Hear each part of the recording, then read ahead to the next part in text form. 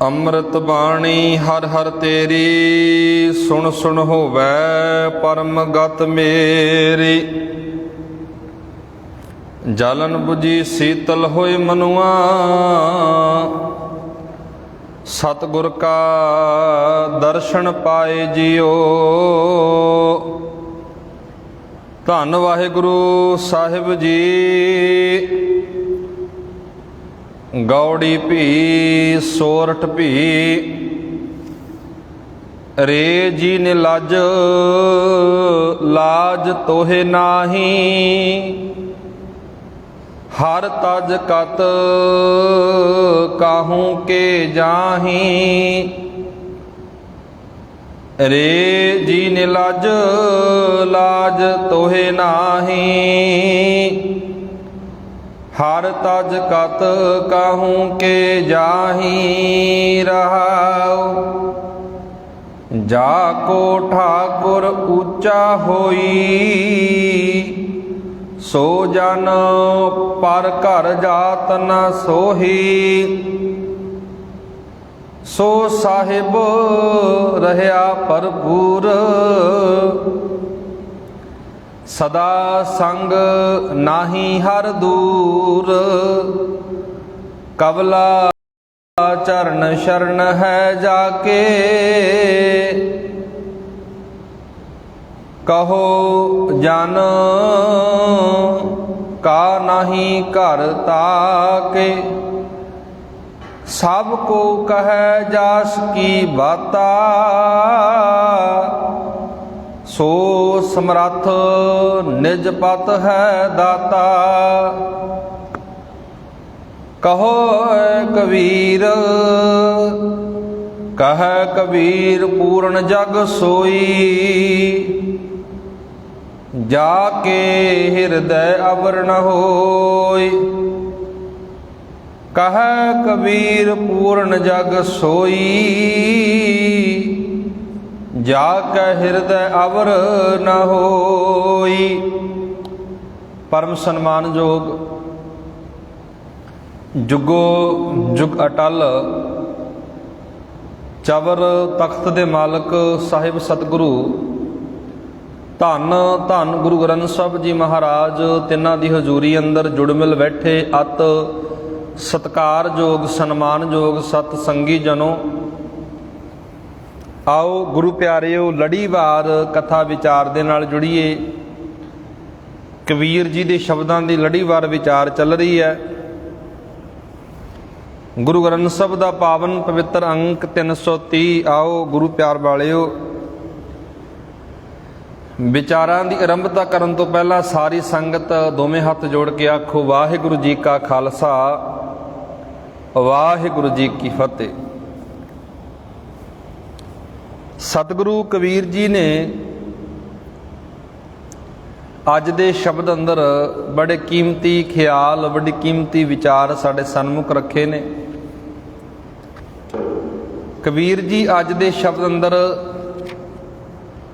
ਮਨੁੱਖ ਨੂੰ ਸਮਝਾ ਰਹੇ ਨੇ, ਪ੍ਰਾਣੀ ਨੂੰ ਸਮਝਾ ਰਹੇ ਨੇ। ਸਭ ਨੂੰ ਰਿਜ਼ਕ ਦੇਣ ਵਾਲਾ, ਸਭ ਨੂੰ ਪਾਲਣ ਵਾਲਾ ਉਹ ਪਰਮਾਤਮਾ ਆਪ ਹੀ ਹੈ। ਉਸ ਰੱਬ ਦਾ ਦਰ ਛੱਡ ਕੇ, ਰੱਬ ਦਾ ਘਰ ਛੱਡ ਕੇ ਜੇ ਤੂੰ ਕਿਤੇ ਹੋਰ ਜਾਣਾ ਨਾ, ਸਤਿਗੁਰੂ ਕਬੀਰ ਜੀ ਕਹਿੰਦੇ ਤੈਨੂੰ ਸ਼ਰਮ ਨਾਲ ਮਰ ਜਾਣਾ ਚਾਹੀਦਾ ਹੈ। ਇੱਕ ਪਰਮਾਤਮਾ ਦਾ, ਇੱਕ ਵਾਹਿਗੁਰੂ ਦਾ ਪੱਲਾ ਫੜ ਕੇ ਰੱਖ। ਇੱਥੇ ਸ਼ਬਦ ਵਰਤਿਆ ਜੀ, ਰਹਾਉ ਵਾਲਾ ਬੰਦਾ ਹੈ। ਰੇ ਜੀ ਨਿਲਾਜ ਲਾਜ ਤੋਹੇ ਨਾਹੀ, ਹਰ ਤਜ ਕਤ ਕਾਹੂ ਕੇ ਜਾਹੀ। ਗੌੜੀ ਭੀ ਸੋਰਠ ਭੀ। ਇਹ ਸ਼ਬਦ ਗੌੜੀ ਰਾਗਨੀ ਵਿੱਚ ਵੀ ਗਾਉਣਾ ਹੈ, ਸੋਰਠ ਰਾਗਨੀ ਵਿੱਚ ਵੀ ਆਪਾਂ ਗਾ ਸਕਦੇ ਹਾਂ। ਸਤਿਗੁਰੂ ਕਬੀਰ ਜੀ ਕਹਿ ਰਹੇ ਨੇ, ਨਿਲਾਜ ਦਾ ਅਰਥ ਹੁੰਦਾ ਜੀ ਬੇਸ਼ਰਮ। ਨਿਲਾਜ ਸ਼ਬਦ ਵਰਤਿਆ ਕਬੀਰ ਜੀ ਨੇ। ਹੁਣ ਕਬੀਰ ਜੀ ਬੇਸ਼ਰਮ ਬੰਦਾ ਕਿਹਨੂੰ ਕਹਿ ਰਹੇ ਨੇ? ਤੁਸੀਂ ਭਗਤ ਬਾਣੀ ਜਦੋਂ ਪੜ੍ਹੋਗੇ ਨਾ, ਥੋੜਾ ਕਬੀਰ ਜੀ ਦੀ ਬਾਣੀ ਅੰਦਰ ਤਿੱਖਾਪਣ ਵੀ ਹੈ।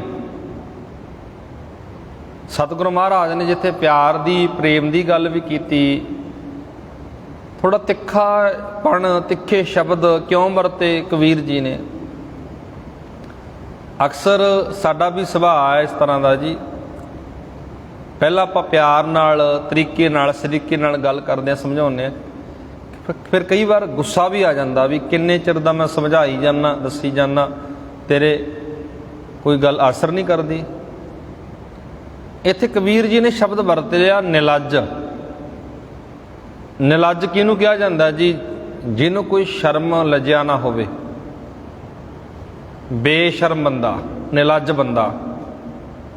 ਹੁਣ ਕਬੀਰ ਜੀ ਨਿਲੱਜ, ਬੇਸ਼ਰਮ ਪਤਾ ਕਿਹਨੂੰ ਕਹਿੰਦੇ ਨੇ? ਸਤਿਗੁਰ ਕਬੀਰ ਜੀ ਨੇ ਇੱਥੇ ਸ਼ਬਦ ਵਰਤਿਆ, ਰੇ ਜੀ ਨਿਲੱਜ, ਲਾਜ ਤੋਹੇ ਨਾਹੀ, ਤੈਨੂੰ ਲਾਜ ਨਹੀਂ ਹੈ, ਤੈਨੂੰ ਸ਼ਰਮ ਨਹੀਂ ਹੈ। ਪਾਤਸ਼ਾਹ ਕਬੀਰ ਜੀ ਕਹਿੰਦੇ ਇਸ ਰਹਾਉ ਵਾਲੇ ਬੰਦ ਅੰਦਰ, ਪਾਤਸ਼ਾਹ ਜੀ ਇੱਥੇ ਸਮਝਾ ਰਹੇ ਨੇ, ਹੇ ਬੇਸ਼ਰਮ ਮਨ। ਇੱਥੇ ਨਿਲੱਜ ਮਨ ਨੂੰ ਵੀ ਕਿਹਾ ਗਿਆ, ਹੇ ਬੇਸ਼ਰਮ ਮਨ, ਤੈਨੂੰ ਸ਼ਰਮ ਨਹੀਂ ਆਉਂਦੀ? ਪ੍ਰਭੂ ਨੂੰ ਛੱਡ ਕੇ ਕਿੱਥੇ, ਕਿਸ ਦੇ ਪਾਸ ਤੂੰ ਜਾਂਦਾ ਹੈ? ਭਾਵ ਕਿਉਂ ਹੋਰ ਆਸਰੇ ਤੂੰ ਤੱਕਦਾ ਹੈ? ਹੁਣ ਇਹਦੀ ਵਿਆਖਿਆ ਸਮਾਜ ਅੰਦਰ ਲਾ ਕੇ ਵੇਖੋ, ਖਾਸ ਕਰਕੇ ਜਿਨ੍ਹਾਂ ਨੇ ਖੰਡੇ ਬਾਟੇ ਦੀ ਪੌਲ ਲਈ ਹੈ ਜੀ, ਉਹ ਧਿਆਨ ਦਿਓ। ਵੈਸੇ ਸ਼ਬਦ ਸਾਰਿਆਂ ਲਈ ਸਾਂਝਾ ਹੈ। ਸਤਿਗੁਰੂ ਮਹਾਰਾਜ ਕਬੀਰ ਜੀ ਨੇ ਕਿੱਡੇ ਲੰਮੇ ਸਮੇਂ ਪਹਿਲਾਂ ਇਹ ਗੱਲ ਆਖੀ, ਰੇ ਜੀ ਨਿਲੱਜ, ਲਾਜ ਤੋਹਿ ਨਾਹੀ, ਹਾਰ ਤਜ ਕਤ ਕਾਹੂ ਕੇ ਜਾਹੀ। ਜਦੋਂ ਖੰਡੇ ਬਾਟੇ ਦੀ ਪੌਲ ਲੈਂਦੇ ਹਾਂ ਅਸੀਂ, ਅੰਮ੍ਰਿਤ ਪਾਨ ਕਰਦੇ ਹਾਂ, ਗੁਰੂ ਵਾਲੇ ਬਣਦੇ ਹਾਂ, ਸਿੰਘ ਸਜਦੇ ਹਾਂ, ਸਾਨੂੰ ਮਰਿਆਦਾ ਦ੍ਰਿੜ ਕਰਵਾਈ ਜਾਂਦੀ ਹੈ। ਇਹ ਗੱਲ ਪੰਜ ਪਿਆਰੇ ਸਾਹਿਬਾਨ ਕਹਿੰਦੇ ਨੇ ਵੀ ਤੁਹਾਡਾ ਗੁਰੂ, ਤੁਹਾਡਾ ਰਹਿਬਰ, ਤੁਹਾਡਾ ਇਸ਼ਟ, ਮੁਕਤੀ ਦਾ ਦਾਤਾ ਕੇਵਲ ਗੁਰੂ ਗ੍ਰੰਥ ਸਾਹਿਬ ਹੈ। ਕਲਗੀਆਂ ਵਾਲੇ ਬਾਪੂ ਨੇ ਵੀ ਇਹ ਗੱਲ ਕਹੀ ਨਾ, ਸਭ ਸਿੱਖਣ ਕੋ ਹੁਕਮ ਹੈ, ਗੁਰੂ ਮਾਨਿਓ ਗ੍ਰੰਥ। ਹੁਣ ਇੱਥੇ ਨਿਲੱਜ ਮਹਾਰਾਜ ਮਨ ਨੂੰ ਕਹਿ ਰਹੇ ਨੇ, ਬੰਦੇ ਨੂੰ ਕਹਿ ਰਹੇ ਨੇ। ਜਦੋਂ ਸਤਿਗੁਰ ਕਬੀਰ ਜੀ ਦੇ ਸ਼ਬਦਾਂ ਨੂੰ ਪੜ੍ਹ ਰਹੇ ਹਾਂ, ਇਤਿਹਾਸਕ ਵਿਚਾਰ ਆਪਾਂ ਸੰਖੇਪ ਵਿਚਾਰ ਰਹੇ ਸੀ, ਕਲਗੀਆਂ ਵਾਲੇ ਬਾਪੂ ਨੇ ਕਿਹਾ ਵੀ ਤੇਰਾ ਇਸ਼ਟ ਕੇਵਲ ਗੁਰੂ ਗ੍ਰੰਥ ਸਾਹਿਬ ਹੈ। ਜੇ ਅਸੀਂ ਗਾਤਰੇ ਪਾ ਕੇ, ਕਿਰਪਾਨਾਂ ਪਾ ਕੇ, ਖੰਡੇ ਬਾਟੇ ਦੀ ਪੌਲ ਲੈ ਕੇ ਕਿਤੇ ਹੋਰ ਥਾਂ ਤੇ ਜਾਂਦੇ ਆ ਨਾ, ਕਬੀਰ ਜੀ ਕਹਿੰਦੇ ਉਹਦੇ ਵਰਗਾ ਨਿਲੱਜ ਕੋਈ ਨਹੀਂ ਹੈ। ਉਹਨੇ ਸ਼ਬਦਾਂ ਨੂੰ ਸਹਾਰ ਲਿਓ ਜੀ। ਕਬੀਰ ਜੀ ਕਹਿੰਦੇ ਤੇਰੇ ਵਰਗਾ ਨਿਲੱਜ ਕੋਈ ਨਹੀਂ ਹੈ, ਤੂੰ ਆਪਣਾ ਰਹਿਬਰ ਹੀ ਛੱਡ ਦਿੱਤਾ, ਆਪਣਾ ਗੁਰੂ ਹੀ ਛੱਡ ਦਿੱਤਾ। ਫਿਰ ਅਸੀਂ ਇੱਕ ਬੇਨਤੀ ਕਰਦੇ ਹਾਂ ਵੀ ਰੱਬ ਸਾਡੀ ਸੁਣਦਾ ਨਹੀਂ ਹੈ, ਸਾਨੂੰ ਦਾਤਾਂ ਨਹੀਂ ਦਿੰਦਾ। ਕਿਵੇਂ ਦਾਤਾਂ ਮਿਲ ਜਾਣਗੀਆਂ? ਕਿਵੇਂ ਸੁਣ ਲਵੇਗਾ ਰੱਬ? ਤੇਰਾ ਭਰੋਸਾ ਤਾਂ ਬਣਿਆ ਹੀ ਨਹੀਂ ਹੈ। ਆਪਣਾ ਮਨ ਇੱਕ ਥਾਂ ਤੇ ਲਾ ਕੇ ਰੱਖੋ, ਇੱਕ ਥਾਂ ਤੇ ਖੜਾ ਕੇ ਰੱਖੋ।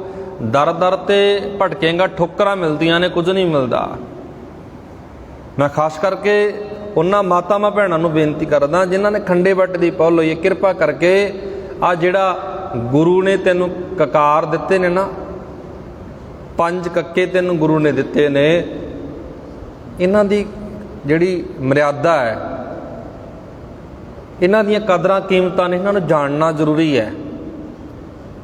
ਇੱਕ ਜਣਾ ਗਲਤੀ ਕਰਦਾ, ਇੱਕ ਜਣਾ ਕਿਤੇ ਖਲੋਂਦਾ, ਕਈ ਵਾਰ ਸਾਰਿਆਂ ਤੇ ਗੱਲ ਹੋ ਜਾਂਦੀ ਹੈ ਵੀ ਸਿੱਖ ਇਸ ਤਰ੍ਹਾਂ ਦੇ ਹੁੰਦੇ ਨੇ, ਥਾਂ ਥਾਂ ਤੁਰੇ ਫਿਰਦੇ ਨੇ। ਇਹ ਗੱਲ ਵਿਚਾਰਨਯੋਗ ਹੈ, ਸਮਝਣਯੋਗ ਹੈ। ਤੈਨੂੰ ਸਤਿਗੁਰੂ ਮਹਾਰਾਜ ਨੇ ਬਕਾਇਦਾ ਹੁਕਮ ਕਰ ਦਿੱਤਾ ਵੀ ਤੇਰਾ ਇਸ਼ਟ, ਤੇਰਾ ਰਹਿਬਰ ਕੇਵਲ ਗੁਰੂ ਗ੍ਰੰਥ ਸਾਹਿਬ ਹੈ।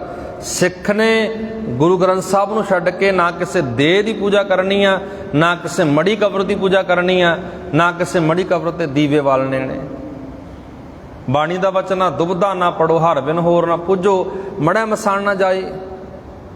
ਹੁਣ ਗੱਲਾਂ ਤਾਂ ਸਤਿਗੁਰੂ ਮਹਾਰਾਜ ਨੇ ਬੜੀਆਂ ਕਮਾਲ ਦੀਆਂ ਕੀਤੀਆਂ, ਪਰ ਇਹਨਾਂ ਨੂੰ ਹਜਮ ਕਰਨਾ ਔਖਾ ਲੱਗਦਾ ਹੈ। ਫਿਰ ਉਹੀ ਗੱਲਾਂ ਵੇਖੋ ਜੀ, ਸਮਾਜ ਕੀ ਆਖੇਗਾ, ਲੋਕ ਕੀ ਕਹਿਣਗੇ। ਕਿਉਂਕਿ ਮਹਾਰਾਜ ਨੇ ਸ਼ਬਦ ਵਰਤ ਲਿਆ, ਨਿਲੱਜ ਹੈ ਜੇ ਤੂੰ ਗੁਰੂ ਦੀ ਮੰਨਦਾ ਨਹੀਂ, ਤੈਨੂੰ ਲਾਜ ਕੋਈ ਨਹੀਂ ਜੇ ਤੂੰ ਗੁਰੂ ਦੀ ਗੱਲ ਆਪਣੇ ਹਿਰਦੇ ਅੰਦਰ ਵਸਾਈ ਨਹੀਂ।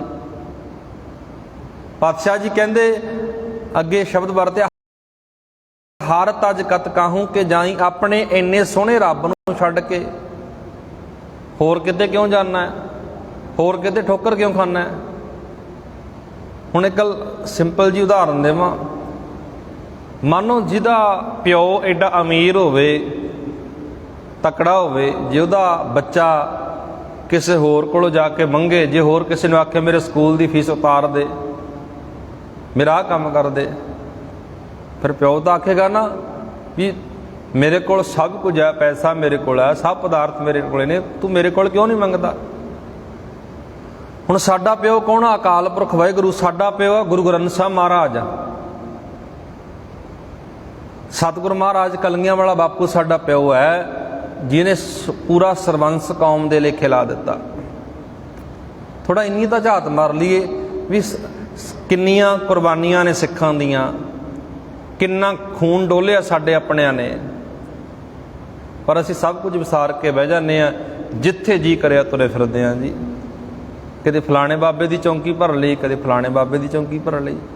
ਇਸ ਕਰਕੇ ਸ਼ਬਦ ਵਰਤਿਆ, ਨਿਲੱਜ ਸ਼ਬਦ ਵਰਤਿਆ ਕਬੀਰ ਜੀ ਨੇ। ਧਿਆਨ ਕਰਿਓ, ਚੇਤੇ ਕਰਿਓ ਸ਼ਬਦ ਨੂੰ। 330 ਅੰਕ ਤੇ ਸ਼ਬਦ ਆਉਂਦਾ। ਕਦੇ ਆਪ ਘਰੇ ਜਾ ਕੇ ਭਾਵੇਂ ਅਰਥ ਪੜ੍ਹ ਲਿਓ ਸ਼ਬਦ ਦੇ, ਵੀ ਅਰਥ ਕੀ ਕਹਿੰਦੇ ਨੇ ਸ਼ਬਦ ਦੇ। ਕੋਈ ਆਪਾਂ ਵਾਧੂ ਘਾਟੋ ਦੀ ਗੱਲ ਜਾਂ ਆਪਣੇ ਵੱਲੋਂ ਬਣਾ ਕੇ ਗੱਲ ਥੋੜ੍ਹਾ ਕਹਿੰਦੇ ਆ। ਜੋ ਬਾਣੀ ਦਾ ਸਿਧਾਂਤ ਆ, ਗੁਰਮਤਿ ਦੇ ਨਿਰੋਲ ਸਿਧਾਂਤ ਨੇ, ਉਹਨਾਂ ਤੇ ਆਪਾਂ ਰੋਜ਼ਾਨਾ ਵਿਚਾਰਾਂ ਕਰਦੇ ਹਾਂ। ਅੱਗੇ ਸਤਿਗੁਰੂ ਮਹਾਰਾਜ ਕਹਿੰਦੇ, ਜਾ ਕੋ ਠਾਕੁਰ ਉੱਚਾ ਹੋਈ, ਸੋ ਜਨ ਭਰ ਕਰ ਜਾਤ ਨਾ ਸੋਹੀ। ਮਹਾਰਾਜ ਕਹਿੰਦੇ ਜਿਹਦਾ ਠਾਕੁਰ ਉੱਚਾ ਹੁੰਦਾ ਹੈ, ਜਿਹਦਾ ਰੱਬ ਉੱਚਾ ਹੁੰਦਾ, ਰੱਬ ਵੱਡਾ ਹੁੰਦਾ ਹੈ, ਉਹ ਪਿਆਰਾ, ਉਹ ਜਨ ਪਰਾਏ ਘਰ ਤੋਂ ਮੰਗਦਾ ਸੋਹਣਾ ਨਹੀਂ ਲੱਗਦਾ। ਸਿੰਪਲ ਸ਼ਬਦਾਂ ਵਿੱਚ ਕਹਿ ਲਾਂ, ਜਿਹਨੇ ਖੰਡੇ ਬਾਟੇ ਦੀ ਪੌ ਲੈ ਲਈ, ਅੰਮ੍ਰਿਤਪਾਨ ਕਰ ਲਿਆ, ਉਹ ਕਿਤੇ ਹੋਰ ਥਾਂ ਤੇ ਸਿਰ ਝੁਕਾਉਂਦਾ ਸੋਹਣਾ ਨਹੀਂ ਲੱਗਦਾ। ਕਬੀਰ ਜੀ ਕਹਿੰਦੇ ਨੇ, ਤੇਰਾ ਠਾਕੁਰ, ਤੇਰਾ ਰੱਬ ਏਡਾ ਵੱਡਾ ਉੱਚਾ ਹੈ, ਵੱਡਾ ਸਾਹਿਬ ਆ ਉਹ। ਜੇ ਤੂੰ ਵੱਡੇ ਨੂੰ ਛੱਡ ਕੇ, ਉਸ ਮਾਲਕ ਵਾਹਿਗੁਰੂ ਨੂੰ ਛੱਡ ਕੇ, ਪ੍ਰਮਾਤਮਾ ਨੂੰ ਛੱਡ ਕੇ ਦਰ ਦਰ ਤੇ ਠੋਕਰਾਂ ਖਾ ਰਿਹਾ ਨਾ, ਮਹਾਰਾਜ ਕਹਿੰਦੇ ਨਿਲਾਜਾ, ਤੈਨੂੰ ਸਮਝ ਕਿਉਂ ਨਹੀਂ ਆਉਂਦੀ? ਤੇਰੇ ਲਈ ਕਿੰਨਾ ਕੁਝ ਗੁਰੂ ਨੇ ਕਰ ਦਿੱਤਾ। ਤੂੰ ਇੱਕ ਗੱਲ ਨਹੀਂ ਵਸਾ ਸਕਦਾ ਹਿਰਦੇ ਅੰਦਰ, ਇੰਨਾ ਵਿਸ਼ਵਾਸ ਬਣਾਉਣਾ। ਤੇ ਮੈਂ ਅਕਸਰ ਬੇਨਤੀ ਕਰਦਾ ਨਾ ਜੀ, ਕੁਰਬਾਨੀਆਂ ਸਾਡੀ ਕੌਮ ਦੀਆਂ ਬਹੁਤ ਨੇ, ਕੁਰਬਾਨੀਆਂ ਦਿੱਤੀਆਂ, ਸ਼ਹੀਦੀਆਂ ਦਿੱਤੀਆਂ, ਪਰ ਅੱਜ ਸਾਨੂੰ ਕੋਈ ਕੁਰਬਾਨੀ ਦੇਣ ਦੀ ਥੋੜ੍ਹਾ ਲੋੜ ਹੈ। ਅੱਜ ਸਾਡੇ ਬੱਚੇ ਸੇਫ ਨੇ, ਅਸੀਂ ਸੇਫ ਹਾਂ, ਕੋਈ ਐਡੀ ਮੁਸੀਬਤ ਸਾਡੇ 'ਤੇ ਨਹੀਂ ਆਈ। ਉਹਨਾਂ ਸਿੰਘਾਂ ਨੇ ਜੰਗਾਂ ਯੁੱਧਾਂ ਵਿੱਚ ਵੀ ਕਿੰਨਾ ਤਸ਼ੱਦਦ ਕੀਤਾ ਸਮੇਂ ਦੀਆਂ ਸਰਕਾਰਾਂ ਨੇ, ਪਰ ਡੋਲੇ ਨਹੀਂ, ਘਬਰਾਏ ਨਹੀਂ। ਉਹਨਾਂ ਨੂੰ ਇੱਕ ਗੁਰੂ ਗ੍ਰੰਥ ਸਾਹਿਬ ਤੋਂ ਕੋਈ ਵੀ ਨਹੀਂ ਤੋੜ ਸਕਿਆ। ਅੱਜ ਅਸੀਂ ਗੁਰੂ ਗ੍ਰੰਥ ਸਾਹਿਬ ਦਾ ਵਾਰੀ ਵਾਰੀ ਤਾਂ ਨਮਸਕਾਰ ਕਰੀ ਜਾਂਦੇ ਹਾਂ, ਮੱਥੇ ਟੇਕੀ ਜਾਂਦੇ ਹਾਂ। ਅਸਲੀਅਤ ਇਹ ਹੈ ਵੀ ਅੰਦਰੋਂ ਅਸੀਂ ਮੰਨਣ ਨੂੰ ਤਿਆਰ ਨਹੀਂ ਗੁਰੂ ਗ੍ਰੰਥ ਸਾਹਿਬ ਦੀ। ਸਾਡੀ ਕੌਮ ਅੰਦਰ ਇਹ ਬਹੁਤ ਵੱਡੀ ਤਰਾਸਦੀ ਹੈ ਵੀ ਗੁਰੂ ਗ੍ਰੰਥ ਸਾਹਿਬ ਜੋ ਗੱਲ ਕਹਿੰਦਾ ਨਾ, ਗੁਰਦੁਆਰੇ ਤੱਕ ਹੀ ਰਹਿ ਜਾਂਦੀ ਹੈ, ਅੰਦਰ ਨਹੀਂ ਜਾਂਦੀ ਉਹ ਗੱਲ, ਅੰਦਰ ਨਹੀਂ ਕਰਦੀ ਵੀ ਮਹਾਰਾਜ ਨੇ ਅੱਜ ਸਮਝਾਇਆ ਕੀ ਹੈ। ਕਬੀਰ ਜੀ ਦੇ ਸ਼ਬਦ ਵਿਆਖਿਆ ਕੀ ਕਰਦਾ ਅੱਜ? ਕਬੀਰ ਜੀ ਕਹਿੰਦੇ, ਐਡਾ ਵੱਡਾ ਉੱਚਾ ਠਾਕੁਰ ਤੇਰਾ, ਪ੍ਰਮਾਤਮਾ ਤੇਰਾ, ਪਿਆਰਿਆ ਤੂੰ ਕਿਸੇ ਪਰਾਏ ਘਰ, ਪਰਾਏ ਦਰ ਤੇ ਜਾਂਦਾ ਸੋਹਣਾ ਨਹੀਂ ਲੱਗਦਾ। ਅੱਗੇ ਸਤਿਗੁਰ ਕਬੀਰ ਜੀ ਕਹਿ ਰਹੇ ਨੇ ਜੀ, ਸੋ ਸਾਹਿਬ ਰਿਹਾ ਭਰਪੂਰ, ਸਦਾ ਸੰਗ ਨਾਹੀ ਹਰ ਦੂਰ। ਕਬੀਰ ਜੀ ਕਹਿੰਦੇ ਉਹ ਸਾਹਿਬ ਹੈ ਨਾ, ਜਿਹੜਾ ਪ੍ਰਮਾਤਮਾ ਸਾਰੇ ਥਾਵਾਂ ਤੇ ਭਰਪੂਰ ਹੈ, ਉਹ ਸਦਾ ਤੇਰੇ ਸੰਗ ਹੈ, ਦੂਰ ਨਹੀਂ ਤੇਰੇ ਕੋਲੋਂ। ਤੂੰ ਦੂਰ ਜਾਣ ਕੇ ਬਹਿ ਗਿਆ ਵੀ ਰੱਬ ਦੂਰ ਹੈ ਕਿਤੇ, ਰੱਬ ਬਹੁਤ ਉੱਚਾ ਹੈ, ਮੇਰੇ ਨਾਲ ਬਹੁਤ ਪਰੇ ਹੈ, ਦੂਰ ਹੈ। ਨਹੀਂ ਭਾਈ, ਕਬੀਰ ਜੀ ਕਹਿੰਦੇ ਸੋ ਸਾਹਿਬ ਸਦਾ ਰਿਹਾ ਭਰਪੂਰ, ਸਦਾ ਸੰਗ, ਉਹ ਸਦਾ ਤੇਰੇ ਨਾਲ ਹੀ ਹੈ, ਸਦਾ ਸੰਗ ਨਾਹੀ ਹਰ ਦੂਰ। ਕਵਲਾ ਚਰਨ ਸ਼ਰਨ ਹੈ ਜਾ ਕੇ, ਕਹੋ ਜਨ ਕਾ ਨਹੀਂ ਘਰ ਤਾਂ ਕੇ। ਜਿਹਦੇ ਚਰਨ ਕੌਲ ਫੁੱਲ ਵਰਗੇ ਸੋਹਣੇ ਨੇ, ਜਿਹੜਾ ਰੱਬ ਇੰਨਾ ਸੋਹਣਾ ਹੈ, ਜਿਹਦੇ ਚਰਨ ਇੰਨੇ ਸੋਹਣੇ ਨੇ, ਮਹਾਰਾਜ ਕਹਿੰਦੇ ਹੇ ਪਿਆਰੇ, ਹੇ ਜਨ, ਇਹ ਗੱਲ ਚੇਤੇ ਕਰ, ਇੱਕ ਗੱਲ ਮੈਨੂੰ ਦੱਸ, ਉਹਦੇ ਘਰ ਕੀ ਨਹੀਂ ਹੈ? ਉਹਦੇ ਘਰ ਘਾਟਾ ਕਿਸ ਚੀਜ਼ ਦਾ ਆ ਗਿਆ? ਤੈਨੂੰ ਕੀ ਦਿੱਕਤ ਆ ਗਈ? ਤੈਨੂੰ ਕੀ ਪਰੇਸ਼ਾਨੀ ਆ ਗਈ? ਤੂੰ ਉਹਨੂੰ ਛੱਡ ਕੇ ਕਿਤੇ ਹੋਰ ਤੁਰਿਆ ਫਿਰਦਾ। ਸਿੰਪਲ ਸ਼ਬਦਾਂ ਵਿੱਚ ਕਹਿ ਲਈਏ ਵੀ ਕੀ ਦਿੱਕਤ ਆ ਗਈ, ਕੀ ਪਰੇਸ਼ਾਨੀ ਆ ਗਈ, ਗੁਰੂ ਗ੍ਰੰਥ ਸਾਹਿਬ ਨੂੰ ਛੱਡ ਕੇ ਅਸੀਂ ਕਿਤੇ ਹੋਰ ਤੁਰੇ ਫਿਰਦੇ ਹਾਂ। ਕਬੀਰ ਜੀ ਇਹ ਗੱਲ ਕਹਿੰਦੇ ਨੇ ਜੀ, ਜਿਹੜਾ ਐਡਾ ਵੱਡਾ ਰੱਬ ਹੈ, ਸੋਹਣਾ ਹੈ, ਜਿਹਦੇ ਚਰਨ ਬੜੇ ਸੋਹਣੇ ਨੇ, ਜਿਹਦੀ ਬਣਾਈ ਕੁਦਰਤ, ਜਿਹਦੀ ਬਣਾਈ ਸ੍ਰਿਸ਼ਟੀ ਬੜੀ ਸੁੰਦਰ ਹੈ। ਪਾਤਸ਼ਾਹ ਜੀ ਕਹਿੰਦੇ ਉਹ ਪਿਆਰਿਆ, ਉਹਦੇ ਘਰ ਕਿਸੇ ਚੀਜ਼ ਦਾ ਟੋਟਾ ਨਹੀਂ, ਘਾਟਾ ਨਹੀਂ ਹੈ। ਅੱਗੇ ਕਬੀਰ ਜੀ ਕਹਿੰਦੇ ਸਭ ਕੋ ਕਹੈ ਜਾਸ ਕੀ ਬਾਤਾ, ਸੋ ਸਮਰੱਥ ਨਿਜ ਪਤ ਹੈ ਦਾਤਾ। ਸਤਿਗੁਰ ਕਬੀਰ ਜੀ ਇਸ 4 ਨੰਬਰ ਬੰਦ ਅੰਦਰ ਕਹਿ ਰਹੇ ਨੇ ਜੀ, ਕਬੀਰ ਜੀ 4 ਨੰਬਰ ਬੰਦ ਅੰਦਰ ਕਹਿ ਰਹੇ ਨੇ, ਜਿਸ ਪ੍ਰਭੂ ਦੀਆਂ ਵਡਿਆਈਆਂ ਦੀਆਂ ਗੱਲਾਂ ਹਰੇਕ ਜੀਵ ਕਰ ਰਿਹਾ ਹੈ, ਹਰ ਇੱਕ ਬੰਦਾ, ਹਰ ਇੱਕ ਮਨੁੱਖ ਉਸ ਵਡਿਆਈ ਦੀ, ਉਸ ਕੁਦਰਤੀ ਦਾਤਾਂ ਦੀ ਗੱਲ ਕਰਦਾ ਹੈ। ਉਹ ਪ੍ਰਭੂ ਸਭ ਤਾਕਤਾਂ ਦਾ ਮਾਲਕ ਹੈ, ਸਭ ਨੂੰ ਪਿਆਰ ਕਰਨ ਵਾਲਾ ਉਹ ਹੈ, ਸਭ ਪਦਾਰਥ ਦੇਣ ਵਾਲਾ ਪ੍ਰਮਾਤਮਾ ਵਾਹਿਗੁਰੂ ਹੈ।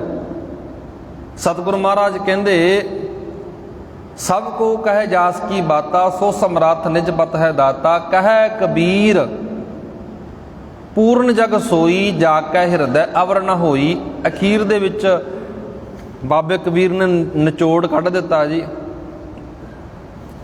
ਬਾਬੇ ਕਬੀਰ ਨੇ ਨਿਚੋੜ ਪਤਾ ਕੀ ਕੱਢਿਆ? ਬਾਬਾ ਕਬੀਰ ਜੀ ਕਹਿੰਦੇ ਪੂਰਾ ਬੰਦਾ ਕੌਣ ਹੁੰਦਾ ਹੈ? ਕਹੈ ਕਬੀਰ ਪੂਰਨ ਜਗ ਸੋਈ, ਪੂਰਾ ਬੰਦਾ ਉਹ ਹੈ, ਕਬੀਰ ਜੀ ਕਹਿੰਦੇ ਜਾ ਕੇ ਹਿਰਦੇ ਅਵਰ ਨਾ ਹੋਈ, ਜਿਹੜਾ ਬੰਦਾ ਆਪਣੇ ਹਿਰਦੇ ਵਿੱਚ, ਆਪਣੇ ਮਨ ਵਿੱਚ ਕਿਸੇ ਦੂਜੇ ਦਾ ਧਿਆਨ ਨਹੀਂ ਧਰਦਾ, ਇੱਕ ਅਕਾਲ ਪੁਰਖ ਵਾਹਿਗੁਰੂ ਤੋਂ ਬਿਨਾਂ, ਇੱਕ ਰੱਬ ਤੋਂ ਬਿਨਾਂ, ਇੱਕ ਗੁਰੂ ਗ੍ਰੰਥ ਸਾਹਿਬ ਤੋਂ ਬਿਨਾਂ ਜਿਹੜਾ ਦੂਜੇ ਤੇ ਆਸ ਭਰੋਸਾ ਨਹੀਂ ਬਣਾਉਂਦਾ, ਕਬੀਰ ਜੀ ਕਹਿੰਦੇ ਪੂਰਾ ਉਹਨੂੰ ਕਹਿਣਾ ਮੈਂ, ਉਹਨੂੰ ਪੂਰਾ ਮੰਨਦਾ। ਨਹੀਂ ਤਾਂ ਇੱਥੇ ਦੁਨੀਆ ਅਧੂਰਿਆਂ ਦੀ ਤੁਰੀ ਫਿਰਦੀ ਆ। ਪੂਰਾ ਉਹ ਹੈ ਜੀ ਜਿਹਦਾ ਵਿਸ਼ਵਾਸ ਬਣ ਗਿਆ, ਭਰੋਸਾ ਬਣ ਗਿਆ, ਯਕੀਨ ਬਣ ਗਿਆ। ਸੋ ਗੁਰੂ ਪਿਆਰਿਓ, ਦੁਬਾਰਾ ਫਿਰ ਮੈਂ ਬੇਨਤੀ ਕਰਦਾ, ਆਪਣਾ ਪੂਰਨ ਵਿਸ਼ਵਾਸ ਬਣਾਓ, ਭਰੋਸਾ ਬਣਾਓ, ਯਕੀਨ ਬਣਾਓ, ਆਪਣੇ ਇਰਾਦਿਆਂ ਨੂੰ ਪੱਕੇ ਕਰੋ। ਗੁਰੂ ਗ੍ਰੰਥ ਸਾਹਿਬ ਦੀ ਬਾਣੀ ਖੁਦ ਪੜ੍ਹੋ, ਖੁਦ ਵਿਚਾਰੋ, ਗੁਰੂ ਗ੍ਰੰਥ ਸਾਹਿਬ ਤੇ ਵਿਸ਼ਵਾਸ ਬਣਾਓ। ਮੈਂ ਦੁਬਾਰਾ ਫਿਰ ਬੇਨਤੀ ਕਰਦਾ, ਸਤਿਗੁਰੂ ਕਬੀਰ ਜੀ ਕਹਿ ਰਹੇ ਨੇ ਜੱਗ ਦੇ ਅੰਦਰ, ਸੰਸਾਰ ਅੰਦਰ ਪੂਰਾ ਉਹ ਹੁੰਦਾ ਹੈ। ਦੁਬਾਰਾ ਫਿਰ ਗੱਲ ਉੱਥੇ ਆ ਗਈ, ਸਾਡੇ ਬਾਣੇ ਤੇ ਆ ਗਈ, ਉਹ ਗੁਰੂ ਵੱਲੋਂ ਦਿੱਤੇ ਕਕਾਰਾਂ ਦੀ ਗੱਲ ਫੇਰ ਤੁਰਦੀ ਹੈ। ਇੱਥੇ ਸਤਿਗੁਰੂ ਮਹਾਰਾਜ ਨੇ ਸਾਨੂੰ ਪੂਰੇ ਬਣਾਇਆ ਹੈ, ਖੰਡੇ ਵਾਟੇ ਦੀ ਪੌਲ ਦੇ ਕੇ, ਅੰਮ੍ਰਿਤ ਦੇ ਕੇ ਮਹਾਰਾਜ ਨੇ ਸਾਨੂੰ ਪੂਰਨ ਕਰ ਦਿੱਤਾ, ਪੂਰੇ ਬਣਾ ਦਿੱਤਾ। ਪਰ ਅਸੀਂ ਅਧੂਰੇ ਕਦੋਂ ਬਣਦੇ ਹਾਂ? ਜਦੋਂ ਖੰਡੇ ਬਾਟੇ ਦੀ ਪੌਲ ਲੈ ਕੇ, ਗਾਤਰਾ ਪਾਇਆ ਹੁੰਦਾ, ਕਿਰਪਾਨ ਪਾਈ ਹੁੰਦੀ ਹੈ, ਕਿਸੇ ਸਰੀਰ ਦੀ ਪੂਜਾ, ਕਿਸੇ ਚਾਰ ਕਬਰ ਦੀ ਪੂਜਾ, ਮੜੀ ਦੀ ਪੂਜਾ, ਉਦੋਂ ਅਸੀਂ ਅਧੂਰੇ ਬਣ ਜਾਂਦੇ ਹਾਂ। ਫਿਰ ਮਹਾਰਾਜ ਕੀ ਆਖਣਗੇ? ਸਿੱਖਾਂ ਦੀ ਪਛਾਣ ਕੀ ਹੈ? ਸਿੱਖਾਂ ਦੀ ਸ਼ਨਾਖਤ ਕੀ ਹੈ? ਸਭ ਕੁਝ ਭੁਲਾ ਦਿੰਦੇ ਆ। ਚੇਤੇ ਕਰਿਆ ਕਰੋ, ਸਤਿਗੁਰੂ ਮਹਾਰਾਜ ਨੇ ਕਿੰਨੀਆਂ ਕੁਰਬਾਨੀਆਂ ਦਿੱਤੀਆਂ ਨੇ, ਇੱਕ ਕਿਰਪਾਨ ਦੀ ਖਾਤਰ, ਇੱਕ ਕਾਰਾਂ ਦੀ ਖਾਤਰ, ਸਾਡੀ ਇੱਕ ਅੱਡਰੀ ਪਛਾਣ ਦੀ ਖਾਤਰ, ਸਾਡੀ ਵੱਖਰੀ ਹੋਂਦ ਖਾਤਰ ਮਹਾਰਾਜ ਨੇ ਕਿੰਨਾ ਆਪਣਾ ਖੂਨ ਡੋਲਿਆ। ਕਬੀਰ ਜੀ ਦਾ ਸ਼ਬਦ ਸਾਰੀ ਇਹੋ ਵਿਆਖਿਆ ਕਰਦਾ ਜੀ। ਇਹੋ ਬੇਨਤੀ ਕਰਾਂਗਾ, ਇਸ ਸ਼ਬਦ ਨੂੰ ਜ਼ਰੂਰ ਪੜ੍ਹਿਓ, ਵਿਚਾਰਿਓ। ਸਾਰੀ ਬਾਣੀ ਹੀ ਬਾ ਕਮਾਲ ਦੀ ਹੈ, ਬੜੀ ਸੋਹਣੀ ਵਿਆਖਿਆ ਹੈ। ਸੋ ਗੁਰੂ ਕਿਰਪਾ ਕਰੇ ਜੀ, ਜੋ ਆਪਾਂ ਲੜੀਵਾਰ ਰੋਜ਼ਾਨਾ ਵਿਚਾਰ ਕਰਦੇ ਹਾਂ, ਛੇਵੇਂ ਪਾਤਸ਼ਾਹ ਧੰਨ ਧੰਨ ਗੁਰੂ ਹਰਗੋਬਿੰਦ ਮਹਾਰਾਜ ਦੇ ਜੀਵਨ ਬਾਰੇ ਆਪਾਂ ਰੋਜ਼ਾਨਾ ਵਿਚਾਰਾਂ ਕਰਦੇ ਹਾਂ। ਕੱਲ੍ਹ ਦੇ ਦੀਵਾਨਾਂ ਅੰਦਰ ਜਿਹੜੀ ਆਪਾਂ ਵਿਚਾਰ ਕਰ ਰਹੇ ਸੀ ਜੀ, ਕੱਲ੍ਹ ਦੇ ਦੀਵਾਨਾਂ ਅੰਦਰ ਸਤਿਗੁਰੂ ਮਹਾਰਾਜ ਚੜ੍ਹਦੀ ਕਲਾ ਦਾ ਇੱਕ ਪ੍ਰਤੀਕ, ਚੜ੍ਹਦੀ ਕਲਾ ਦੇ ਹੁਲਾਰੇ ਆ ਰਹੇ ਨੇ ਸੰਗਤਾਂ ਨੂੰ। ਦਰਬਾਰ ਸਾਹਿਬ ਨੌਜਵਾਨ ਜਾਂਦੇ ਨੇ, ਸ਼ਾਸਤਰ ਵਿਦਿਆ, ਘੋੜਸਵਾਰੀ ਸਿਖਾਈ ਜਾਂਦੀ ਹੈ। ਜੋ ਆਪਾਂ ਅੱਗੇ ਵਿਚਾਰ ਪੜ੍ਹਦੇ ਹਾਂ, ਸਤਿਗੁਰੂ ਮਹਾਰਾਜ ਨੇ, ਸਾਡੇ ਗੁਰੂ ਸਾਹਿਬਾਨਾਂ ਨੇ ਸ਼੍ਰੀ ਦਰਬਾਰ ਸਾਹਿਬ ਦੀ ਸਿਰਜਣਾ, ਅੰਮ੍ਰਿਤਸਰ ਸ਼ਹਿਰ ਦੀ ਪ੍ਰਸਿੱਧੀ ਦੂਰ ਦੂਰ ਤੱਕ ਫੈਲੀ। ਸਰੋਵਰ ਦੇ ਵਿਚਕਾਰ ਦਰਬਾਰ ਸਾਹਿਬ ਦੀ ਉਸਾਰੀ ਦੀ ਗੱਲ ਕਰ ਲਈਏ उस पावन दरबार विच गुरु ग्रंथ साहब का प्रकाश होना, रब्बी बाणी का कीर्तन चलना, संगतां दी चहल पहल, संगतां दी सेवा, उत्थों का जिहड़ा वातावरण बड़ा सुंदर लगता है। हर एक मन नूं शांति मिलती है, टिका मिलता है उस पावन पवित्र धरती ते विचों। श्री अकाल तख्त की सिरजना होने नाल उत्थे सिख संगतां दे दीवान सी जिहड़े लगने शुरू हो गए। ढाडी वारां गाउंदे ने, सूरमियां दी वारां गाईयां जांदियां ने। श्री गुरु हरगोबिंद महाराज साहिब सच्चा पातशाह, सच्चे पातशाह के रूप के अंदर अकाल तख्त ते विराजते ने। सिख सूरमे सज धज के संगतां विच शामिल हुंदे ने। दोपहर मगरों शास्त्र विद्या जिहड़ी शुरू हो जाती है।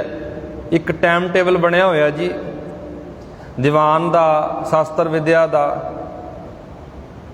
इत्थे सतगुरु महाराज की जिहड़ी चढ़दी कला ना, समय दे बादशाह जहांगीर नूं सिखाउंदी नहीं। समय का बादशाह जहांगीर बड़ा दुखी है। जदों असीं इतिहास नूं पढ़दे विचारदे हां, गुरु अर्जन साहब की शहादत तो पहला जहांगीर ने तुझ के जहांगीरी अनुसार गुरु अर्जन साहब महाराज नूं शहीद कर दिता। उन्हें एक ये भी हुक्म दिता सी शेख फरीद बुखारी नूं कि गुरु अर्जन साहब नूं शहीद करके गुरु अर्जन साहब का कोई भी परिवार का जी रहना नहीं चाहिए।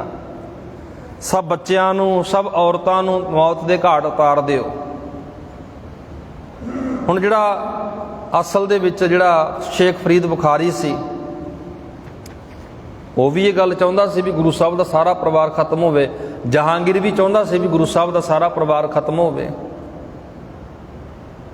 जिहड़ा जहांगीर का इधर थोड़ा ध्यान ना गया, जदों गुरु अर्जन साहब की शहीदी हुंदी है तो संगतां विच बहुत भारी रोस पैदा हो गया। जहांगीर नूं यह भी डर सी भी किते बगावत ना कर देण। जहांगीर ने जिहड़ा मुर्तजा खान सी, शेख फरीद बुखारी सी, कट्टड़पंथी, इहनूं इत्थों बदल के लाहौर का गवर्नर सी, सूबेदार सी, इत्थों दा सूबेदार सैयद खान नूं ला दिता। यह भी बंदा बेकार सी, यशी बंदा सी। 1607 दे विच कलीन खान लाहौर का सूबेदार बनता है। 1610 तक ये पदवी ते रहिंदा है। लाहौर के सूबेदार गवर्नर बदलते रहे ने। क्यों बदलते रहे ने? क्योंकि सिखां अंदर बहुत भारी रोस पैदा हो गया सी गुरु अर्जन साहब की शहादत तो बाद। जहांगीर का ध्यान इतना ना गया। 4-5 साल जहांगीर ने ध्यान नहीं दिता। 4-5 सालों के विच गुरु हरगोबिंद महाराज ने एक बखरी फौज तैयार कर ली दुश्मन का मुकाबला करने वास्ते, दुश्मन का टाकरा करने वास्ते।